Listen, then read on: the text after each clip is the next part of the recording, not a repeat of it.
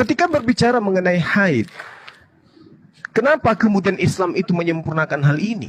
Lalu kemudian ditertawakan. Karena nggak belajar. Karena nggak belajar. Wanita haid di dalam Islam boleh melakukan apa saja. Boleh berhubungan dengan siapapun. Kecuali satu. Wanita haid haram hukumnya kemudian melakukan hal yang disebut jima dengan suaminya. Itu aja. Nggak boleh sholat, nggak boleh ngaji, nggak boleh berhubungan seksual. Tapi dalam kaitannya berhubungan dengan suaminya dalam arti perilaku sehari-hari itu boleh. Berhubungan dengan anaknya boleh. Berhubungan dengan tetangganya boleh. Tapi kalau agama ajaran terdahulu nggak bisa. Nggak boleh. Wanita haid yang diajarkan di dalam Imamat 15 itu nggak boleh kemudian berada di tengah-tengah manusia kalau dia haid. Dia harus diungsikan, diusir. Lebih parah pengusirannya daripada kemudian orang yang kena COVID. Ini yang tidak Anda pahami karena Anda tidak belajar. Kalau di dalam kitabnya orang Yahudi diterangkan bahwasanya kenajisan dengan orang yang haid itu berimbas kepada apa? Mati dalam kekufuran, mati dalam kekafiran ketika kemudian belum sampai maghrib tiba atau matahari belum terbenam. Ya, diterangkan dalam Imamat 15, setiap tempat tidur yang ditiduri orang yang mengeluarkan haid menjadi najis. Dan setiap barang yang diduduki oleh orang yang haid itu juga menjadi najis. Setiap orang yang kena kepada tempat tidurnya wanita haid itu wajib hukumnya mencuci pakaiannya, membasuh tubuhnya dengan air dan menjadi najis sampai matahari terbenam. Siapa yang duduk di atas barang yang telah diduduki oleh wanita haid haruslah mencuci pakaiannya, membasuh tubuhnya dengan air dan dia menjadi najis sampai matahari terbenam. Siapa yang kena tubuhnya kepada orang yang haid, maka dia harus mencuci pakaian, membasuh tubuhnya dengan air dan ia menjadi najis sampai matahari terbenam. Siapa pelana yang diduduki oleh orang yang najis, maka najis pula orang tersebut.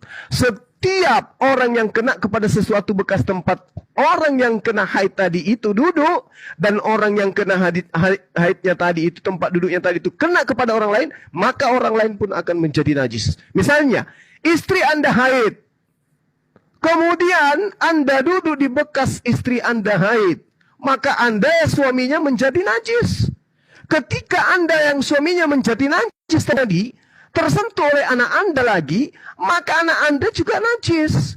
Anak Anda keluar dari rumah bersentuhan dengan orang lain, orang tadi itu juga najis hukumnya. Maka semua kena najis. Kalau ini masih tidak disempurnakan Al-Quran, maka dunia ini akan kiamat. Subhanallah. Untung saja aturan seperti ini hanya berlaku lokal dan temporer. Hanya berlaku kepada kaumnya Nabi Musa. Dan tidak berlaku kepada semua manusia. Untung saja Al-Quran datang meluruskan, menyempurnakan ajaran ini. Anda baca Imamat 15 supaya Anda itu bisa siuman. Lalu pada hari ke-8, pada hari ke-7, ya, ketika wanita itu haid menjadi hari terakhir, hari ke-8-nya harus ditambah 7 hari ke depannya. Baru bisa dikatakan orang itu tahir. Berarti wanita ini harus diungsikan kurang lebih 14 hari. Disimpan di hutan. Supaya tidak tersentuh oleh manusia. Supaya tidak menyentuh barang-barang yang bisa disentuh oleh manusia lain. Bayangkan pada hari ke-14 wanita haid ini, dia harus mempersembahkan 2 ekor burung merpati. Bayangkan kalau di Indonesia, ini udah berapa kali saya bahas. Bayangkan kalau wanita Indonesia itu ada 100 juta. Maka setiap bulan pemerintah harus menyiapkan 2 ekor merpati, 200 juta burung merpati. Setiap bulan. Ini baru di Indonesia, Bung. Bagaimana kalau di Malaysia? Bagaimana kalau seluruh dunia? Berapa merpati yang harus korban setiap bulannya di dalam dunia kita sebagai makhluk yang hidup dalam dunia ini? Ini kehidupan apa yang bisa dicerminkan dengan hukum seperti ini? Bayangkan kalau presiden kita perempuan. Bayangkan kalau kepala sekolah menjadi perempuan. Bayangkan kalau kepala bank yang perempuan. Bayangkan kalau gubernurnya perempuan. Bayangkan kalau dari desa, camat, bupati, gubernur, presiden, kepala lembaga-lembaga, para menteri adalah perempuan. Begitu haid, negara berhenti. Bubar. Jadi jangan Anda anggap sepele. Karena Anda tidak belajar, Anda tidak tahu. Ya, inilah yang kemudian Al-Quran datang sempurnakan, Bung. Oke? Bagaimana mungkin kemudian wanita ini dianggap seperti yang ada diperlakukan di dalam Imamat 15 ini? Apa yang disentuh oleh wanita haid tersebut, kemudian disentuh lagi oleh orang lain, maka orang yang menyentuhnya akan najis sampai maghrib, sampai matahari terbenam. Barang yang disentuh, orang yang menyentuh orang haid juga disentuh sama orang lain. Jadi semua jadi najis. Tidak ada kehidupan. Lalu siapa yang masak di rumah? Kalau wanitanya haid. Mereka masak, wanita haid masak. Pegang panci, pegang ikan, pegang beras. Yang menyentuh beras akan najis. Tidak ada yang makan.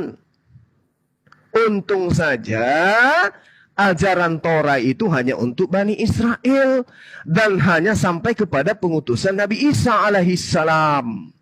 Begitu Rasulullah Muhammad SAW datang, maka disempurnakan ajaran haid itu.